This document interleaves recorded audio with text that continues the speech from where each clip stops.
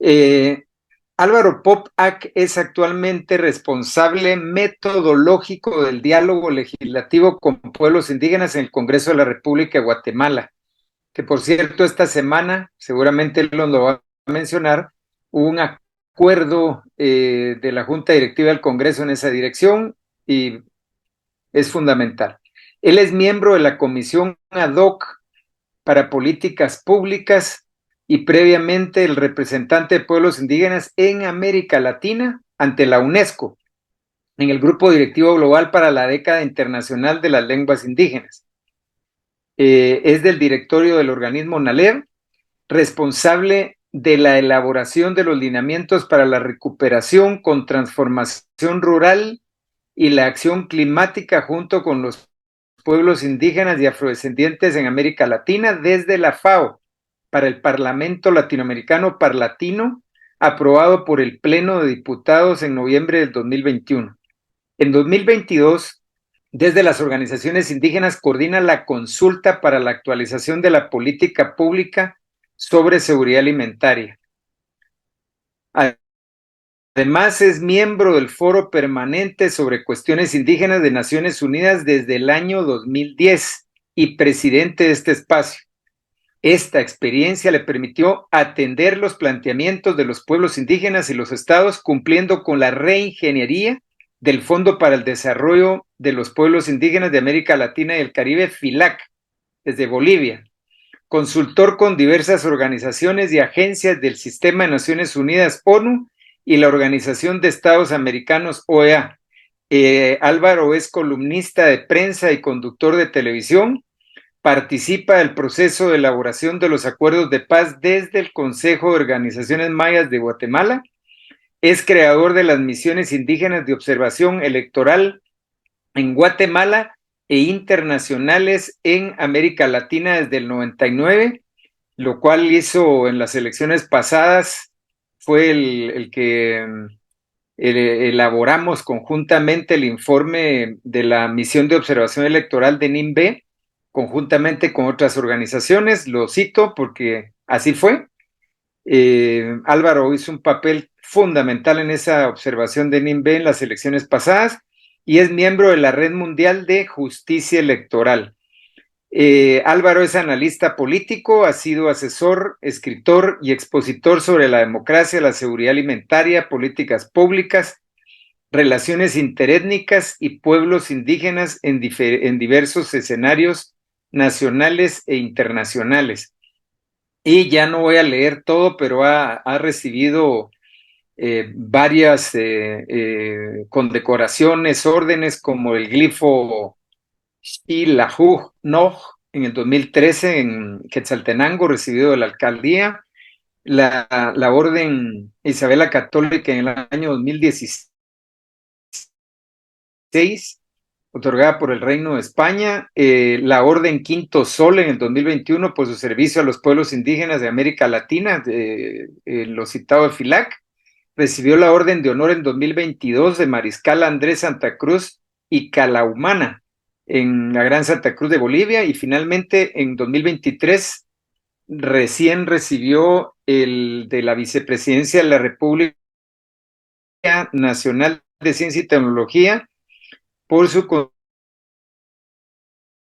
de los saberes ancestrales, pilares del desarrollo económico y social del país. Este reconocimiento, pues es el que vemos en su hoja de vida, el más reciente. Entonces, querido Álvaro, le digo Álvaro porque somos hermanos, compañeros y conoce muy bien a NIMBE.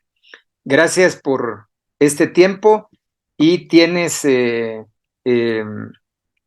tiempo es para ti, para hacernos ese análisis de coyuntura que agradeceríamos. Sabemos que esto debería requerir mínimo una hora, pero le pedimos a Álvaro que lo intentemos hacer en 20 minutos porque el análisis de coyuntura que Álvaro ahora nos hará nos pone un piso común de análisis nacional. Seguramente habrán algunos puntos ahí de impacto de lo internacional, pero él es el expositor y que en este tiempo logremos poner toda nuestra atención porque esto nos va a servir para el trabajo de grupos que vamos a realizar ya internamente en nuestra asamblea con las orientaciones y el conocimiento de qué está pasando en Guatemala. Gracias, Álvaro, adelante. Muchísimas gracias, Antioch R. Chinebok, Antioch Toatinach Chirislicacangel. Saludo con muchísimo aprecio a cada una y cada uno de ustedes, a la dirigencia de este movimiento que me parece significativo y sobre todo trae consigo un aire de renovación, un aire de nuevas ideas y de nuevos planteamientos de cara a nuestros pueblos y de cara a la construcción de dinámicas de decisión más democráticas, más auténticas. Felicitaciones por este encuentro. Voy a empezar, tengo tres grandes momentos para compartir con ustedes, pero el primero, creo que es importante que hablemos del momento histórico del país y es un momento de transición, una época de cambios, un cambio de época que trasciende la coyuntura, que va más allá de la coyuntura. Vamos a hablar de la coyuntura, pero la coyuntura no se explica si no es en contextos mucho más amplios que traen consigo las capacidades de influenciar, de decidir y de articular los momentos y que luego esos momentos tendrán que ser considerados para planificaciones futuras. El segundo es precisamente los hechos relevantes del último momento, la coyuntura precisa, la coyuntura directa en tres grandes paquetes: uno, el organismo ejecutivo; dos, el Congreso de la República; tres, el organismo judicial. Y luego los escenarios esperamos para el futuro. Con eso estaré terminando. ¿Cuál es lo más positivo? ¿Cuál es lo, como diría un diputado, cuál es lo más peor? ¿O en qué situación podría quedar? Los escenarios de futuro. Como tenemos poco tiempo, quisiera empezar entonces directamente sobre el momento que estamos viviendo. Este es un momento histórico porque en realidad la decisión democrática del país en torno a las elecciones fue sorprendente. La posición de saltar del más abajo, del quinto puesto en las diferentes encuestas que tiene Semilla y Bernardo Arévalo, a un segundo lugar y luego a ganar las elecciones, sorprende a todo el mundo, incluyendo a los propios guatemaltecos y guatemaltecas, pero genera movimientos internacionales significativos como la posición de los Estados Unidos de respaldo total.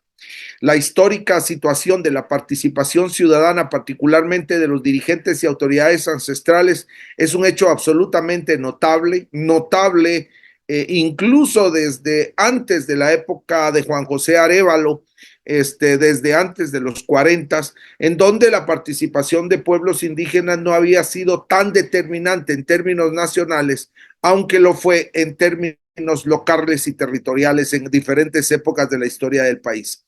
Pero ¿de dónde venía todo este ejercicio? Este ejercicio viene de un país que inició en 1940 una democracia. Yo le llamo la democracia en proceso.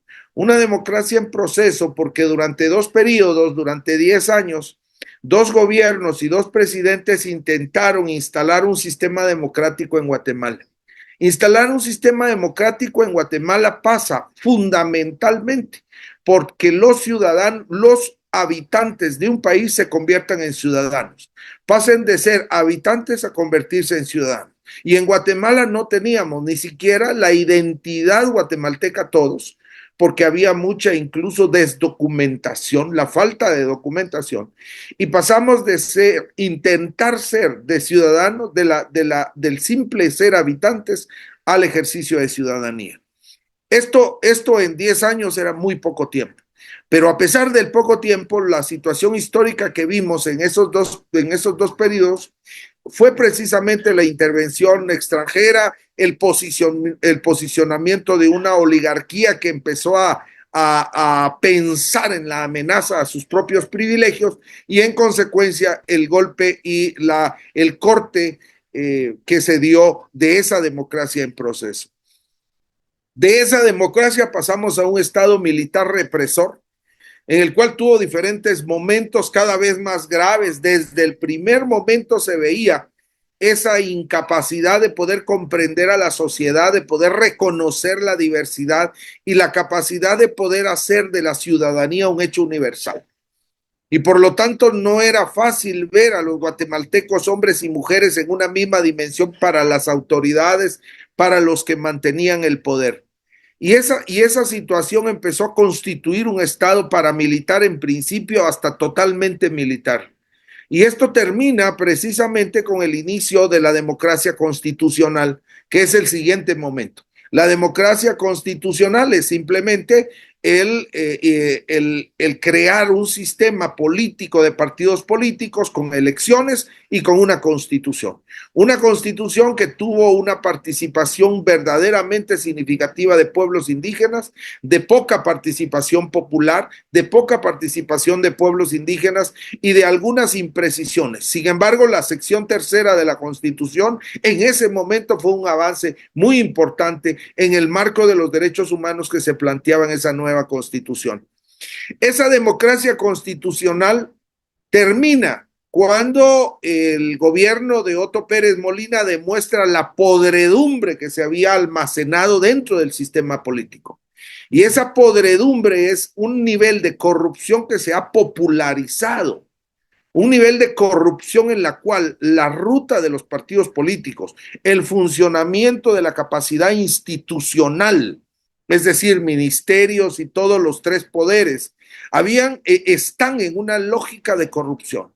Y esa lógica de corrupción es entrar para conseguir un beneficio personal. Y no importan las consecuencias de los actos que se puedan dar.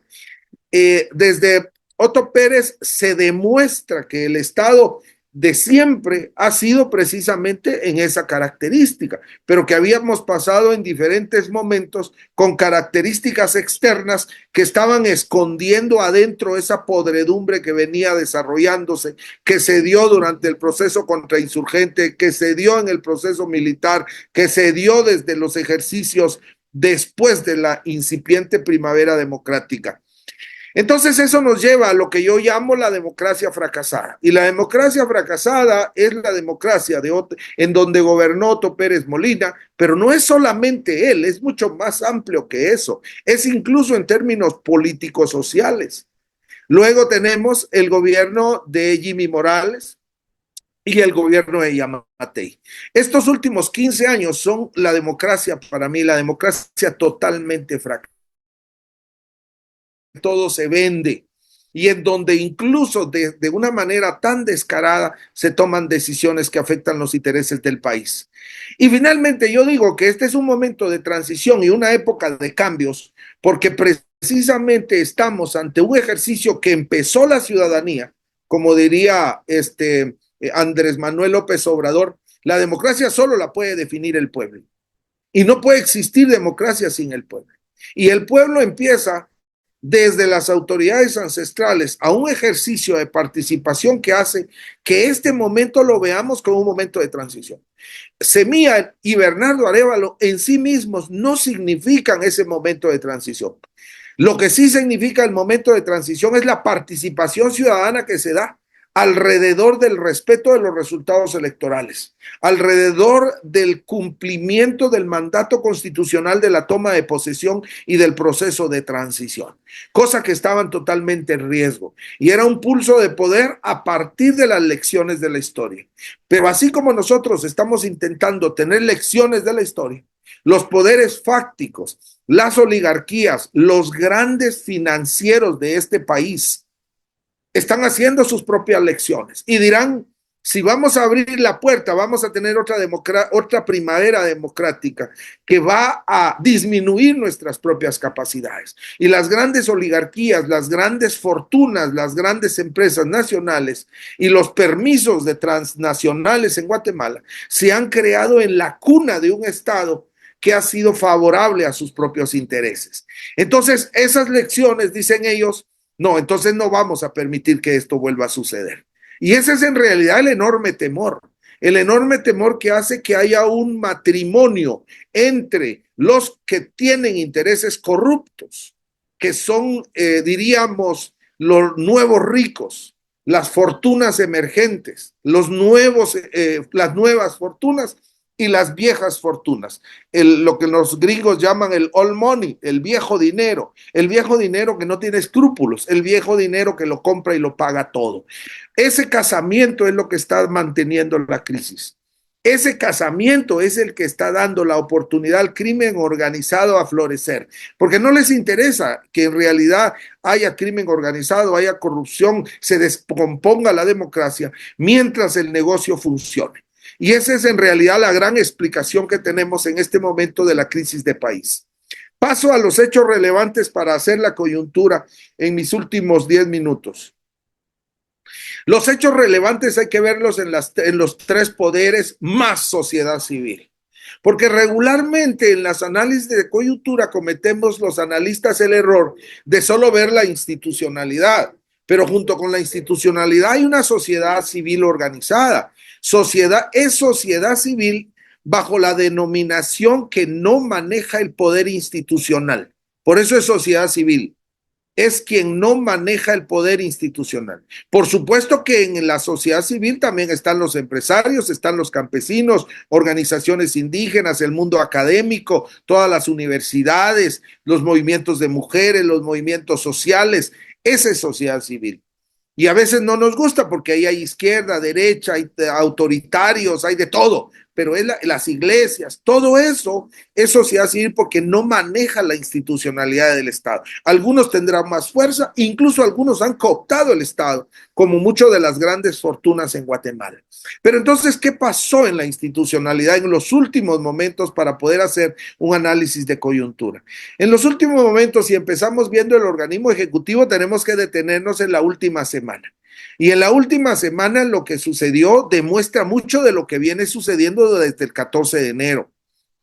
Y entonces escuchamos lo que empezó en un domingo por la noche, en donde el presidente de la República, Bernardo Arévalo, sale a dar una declaración y en donde anuncia una serie de acciones contra el Ministerio Público a raíz precisamente del secuestro por parte del Ministerio Público de documentos y de computadoras del exministro de Comunicaciones, demuestra para mí un acto de debilidad, un acto en solitario, un acto impreciso y un acto improcedente.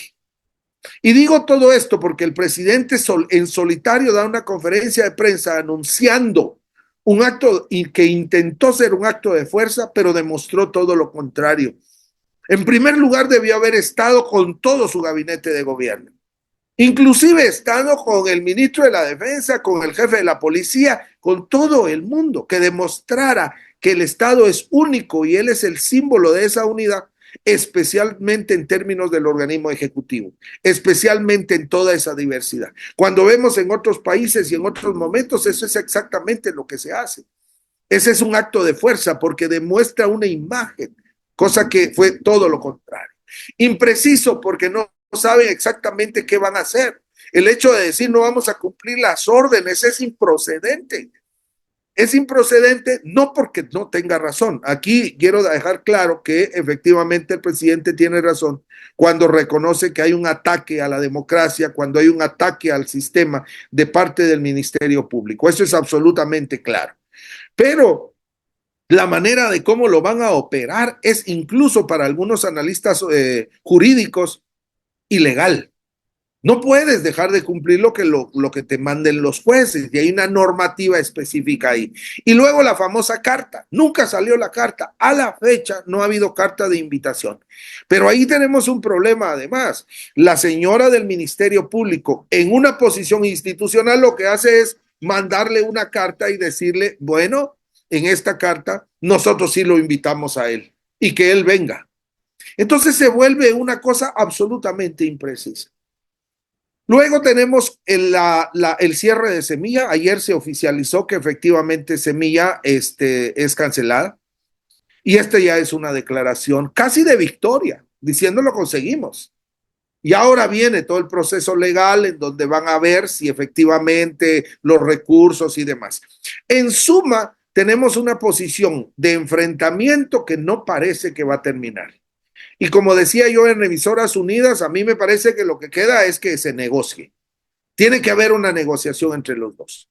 Si logramos negociar como país la guerra, después de 36 años de guerra, hubo una negociación. Aquí tiene que haber una negociación. Habrá cosas que se pierdan, que se ganen, pero tiene que ganar el país en términos institucionales. Luego, Este ejercicio, termino con el organismo ejecutivo y el presidente Bernardo Arévalo diciendo que la renuncia del ministro de Comunicaciones abre la puerta a hacer una revisión de fin de año para ver su gabinete cuál capaz está de poder enfrentar un momento político. A mí me parece que tiene gente muy buena en términos técnicos y especialista de su área, pero poco políticos. Lo han acuerpado muy poco, se ha quedado solo y cada vez está más débil. Y esto es sumamente peligroso. Yo creo que está haciendo algunas cosas interesantes. La verdad es que sigue haciendo más de lo mismo, aunque un poco más grande en términos positivos, pero sigue siendo el Ministerio de Agricultura, el Ministerio de Desarrollo, el Ministerio de Educación, el Ministerio de Salud. Es como cualquier otro de los últimos 15 años. Los esfuerzos, los discursos, los planteamientos, las declaraciones que está haciendo la Secretaría de Seguridad Alimentaria, todo es lo mismo.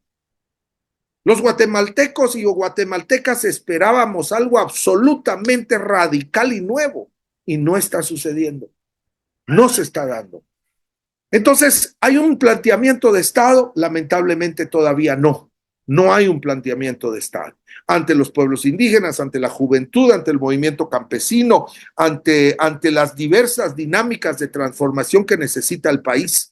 No vemos un planteamiento del Estado, no vemos un presidente que diga o que se lea en el Plan General de Gobierno, en donde incluso el término pueblos indígenas cada vez es menos, en donde el reconocimiento de derechos de pueblos indígenas es cada vez menos, incluso de otros planes y del mismo CATUM 2032, en donde hay una disminución sustantiva en el Plan General de Gobierno de los derechos de pueblos indígenas, por ejemplo, del cual yo insisto, pero también de la dinámica campesina, y que se asume que en el acuerdo para el desarrollo agrario que acaban de hacer, ahí pudiera estar todo. Pero cuando uno habla con los dirigentes, dicen todo está atrasado. Entonces es realmente una falta de planteamiento de Estado. Yo creo que eso resume mucho de lo que estoy hablando en términos del Ejecutivo. Dos organismos más, el Congreso de la República. Hay mucho que decir en el Congreso de la República. Se aprobó la resolución que inicia la política legislativa para pueblos indígenas. Esta es una herramienta muy importante porque lo que encontramos en todo el país fue todas las necesidades y todo el planteamiento de la sociedad, especialmente de los pueblos indígenas, que quiere una transformación del Estado. No quiere parches. Y entonces, como decía la diputada Sonia Gutiérrez en una de sus declaraciones, lo que nos pidió la gente es una reforma de Estado. Y eso no se puede hacer con cositas. Y por lo tanto, la resolución que abre la política legislativa inicia carriles de transformación del Congreso de la República e inicia procesos institucionales que van a permitir atender todas estas necesidades, desde la cuestión administrativa de cómo se nos atiende en el Congreso de la República a partir de la diversidad de los idiomas, pasando por la capacidad de considerar en su trabajo toda la agenda de pueblos indígenas.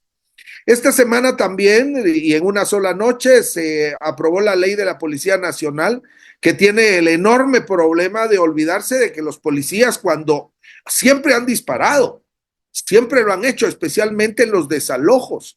Hay gente que se ha muerto, hay gente herida, hay gente que ha quedado dañada de por vida con los desalojos a nuestros hermanas y hermanos en muchísimas regiones. Y eso no lo toma en cuenta. No hay una serie de consideraciones a partir de las cuales los policías tienen que cumplir derechos humanos y de cumplir protocolos que permitan el respeto de la vida de sus propios ciudadanos. No estamos hablando de gente extranjera, estamos hablando de sus propios ciudadanos. Muy rápidamente, también hubo una publicación, ahí eso regreso al Ejecutivo para tocar el tema de pueblos indígenas, sobre las reformas a la CODIRRA. Y la CODIRRA, entre muchas cuestiones, pone de que va a abrir un proceso de monitoreo a los medios de comunicación. Lamentablemente no sabemos quién hizo estas reformas y eso fue un error verdaderamente grave, porque monitoreo a los medios los hacemos muchísimo y lo hace la institucionalidad todo el tiempo, pero no lo está declarando. Ahí lo pusieron en una institucionalidad indígena y quemaron ese ejercicio, porque estoy seguro que luego esto va a ir a consideraciones de la Corte de Constitucionalidad y estoy seguro que lo van a detener. Lo que hay que reconocer ahí, el nuevo papel de las autoridades ancestrales que van a tener la capacidad de poder despedir y cancelar contratos de los comisionados presidenciales contra el racismo y la discriminación. Me parece una iniciativa interesante, pero también abre la posibilidad de arbitrariedades en la toma de ese tipo de decisiones. ¿Qué pasó en el organismo judicial? El organismo judicial, lo resumo, tenía varios puntos, pero lo resumo en lo siguiente. Tenemos más de lo mismo. Las comisiones de postulación hicieron un ejercicio excelente en términos de proceso. A pesar de los diferentes intereses, las mafias que quisieron ahí manejarse, a pesar incluso de las manipulaciones que se dieron, al final cumplieron con su trabajo, presentaron la terna. Sin embargo, el contenido de las ternas no es bueno. Lo que estamos viendo con el nombramiento tardado después de que amenazara la Corte de Constitucionalidad demuestra que la gente tiene muy poca calidad en términos de esa visión estratégica del Estado, en términos del reconocimiento del momento histórico en donde se exige una sociedad diferente con dirigentes diferentes. Y desde el organismo judicial, el sistema de administración de justicia necesitaba magistrados con nuevas visiones, con nuevas capacidades, cosa que no esperemos que se vaya a dar. Finalmente, ¿qué está pasando en sociedad civil? En sociedad civil veo una sociedad civil que está en espera, que no tiene un dinamismo que tuvo, por ejemplo, el posterior a los acuerdos de paz. Sin liderazgo, no hay un liderazgo único en sociedad civil, no encuentra uno un actor de referencia. Los actores actuales son los actores de ese proceso anterior en términos históricos, post acuerdos de paz. Pero esa nueva dirigencia en términos de sociedad civil no existe. El mundo de la academia se retiró a las aulas, está dividido porque además la San Carlos tiene una crisis interna muy fuerte a partir de lo del rector. Las universidades privadas hicieron algo, sin embargo tienen su propia posición y no van a entrar a un debate transformador como pudiera esperarse. Están como en análisis y reflexión y eso sí es cada vez más. Estamos viendo cómo un ejercicio de ciudadanía se está dando más en términos de lo que está sucediendo. Tenemos una sociedad civil siempre muy urbana, en donde lo campesino, lo indígena todavía está segregado, pero esa segregación está permitiendo una reinvención de la dinámica de los pueblos indígenas. Después de lo sucedido con la defensa de la democracia y la defensa de los resultados que le permitieron a Bernardo Arévalo tomar posesión, pareciera que los pueblos indígenas, pero particularmente sus autoridades ancestrales, mayas, garífonas y xincas, están en un proceso de reinvención del movimiento. Lo que antes estaba encabezado por lo que llamamos la intelectualidad culturalista o la intelectualidad de izquierda o incluso algunos pensadores de derecha como el finado Estuardo Zapeta, que estuvo ahí también discutiendo y lanzándolo todo a la derecha y descalificando los movimientos sociales, todo eso se vino para abajo y ahora no tenemos un planteamiento desde esos escenarios, pero sí se tiene una discusión que pareciera que está haciendo efervescencia para poder crear nuevas posiciones desde el movimiento campesino y desde las autoridades ancestrales. Hace unos días, yo creo que hasta el día de ayer, terminó la asamblea del CUC, en donde igualmente se revisaron estas posiciones, pero también se está dando el nuevo proceso de Codeca. También se están dando nuevas dinámicas campesinas a partir del acuerdo agrario.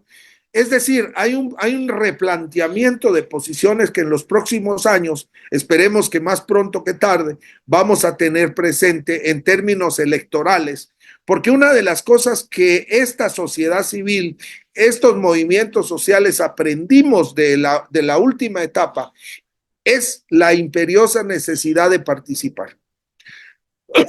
Entonces, lo que yo veo en el escenario cercano es que los procesos electorales ya empezaron. El mismo partido Winati ya tiene sus asambleas, ya lleva casi completas sus asambleas y creo que va a la Asamblea Nacional el año entrante. Y ese ejercicio están muchos otros actores. También en eso que yo digo, que es una sociedad civil con más análisis y reflexión es porque ha avanzado en términos de un ejercicio de mayor búsqueda de su participación político-electoral desde las municipalidades, luego en la lucha por las gobernaciones. Ustedes vieron la cantidad de gente que participó buscando ser gobernadores, buscando ser diputados y luego también buscando ser presidentes. Entonces hay una nueva dinámica que yo le llamo la reinvención de la dinámica de los pueblos, que está buscando nuevos carriles para participar. ¿Qué nos espera en el futuro? Yo lo diría en 2 líneas, 3. En primer lugar, más de lo mismo en los 3 organismos es una posibilidad. Es decir, nuestra esperanza de transformación se quiebra en el organismo judicial, se quiebra en el organismo ejecutivo, se quiebra en el organismo legislativo. La nueva junta directiva del organismo legislativo es muy diversa.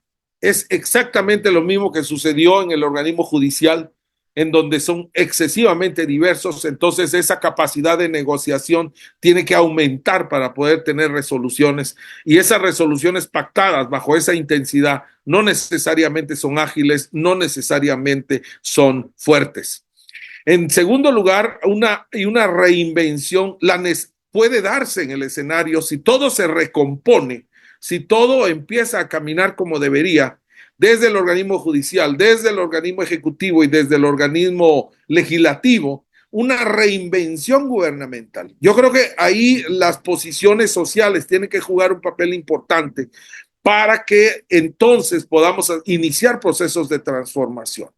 Tuve el honor de participar en la creación de la política institucional del organismo judicial para pueblos indígenas.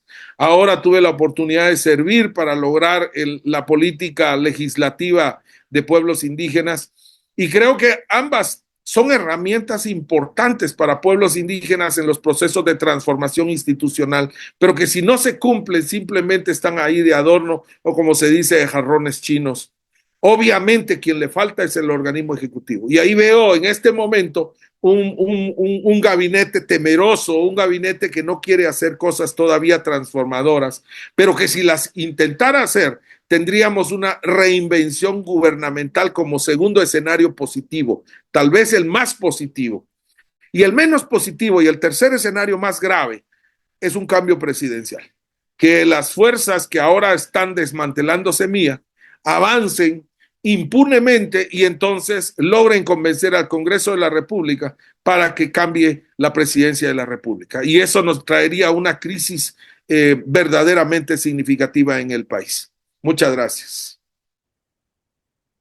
Gracias, Álvaro, por este magistral análisis. De verdad nos pones un horizonte muy claro. Complejo todo lo que nos expusiste, pero nos dejas mucho contenido para nuestro trabajo de grupos que vamos a hacer en los próximos minutos. Un abrazo, y te puedes quedar acá el tiempo que quieras en este espacio. Muchas gracias, Alfredo. Me voy a despedir. Estoy en Cobán atendiendo a mi padre y está ahí pendiente de mí. De hecho, ahí les manda muchos saludos. Él ya es una persona mayor, siempre consciente, felicitando estos esfuerzos. Felicitarlos muchísimo de nuevo, decirles que creo que nos tenemos que preparar para los peores escenarios. Eso es muy importante. Yo los invito a que se preparen a los peores escenarios. Si no se dan, tienen una fortaleza significativa. Pero si se dan y no lo hacen, tienen la debilidad más grande. Entonces, mi recomendación es prepararse, y prepararse significa fortalecer la organización, fortalecer la identidad individual y colectiva, es decir, yo soy tal movimiento. Y eso tiene que posicionarse. Y en tercer lugar, fortalecer las relaciones, tener claros estos escenarios en donde van a haber muchas expectativas. No quiero dejar una visión negativa, porque hay cosas positivas. Hay mucha cosa positiva desde nuestras comunidades, desde nuestros pueblos, maya, garífuna, xinca, ladinos, que creemos y queremos un país diferente. Reitero mi agradecimiento, mi felicitación a Alfredo, que ha sido el alma mater de este ejercicio, y mucha energía positiva, como dirían nuestros paisanos, arrieros somos, en el camino nos vemos. Gracias, Álvaro, abrazo.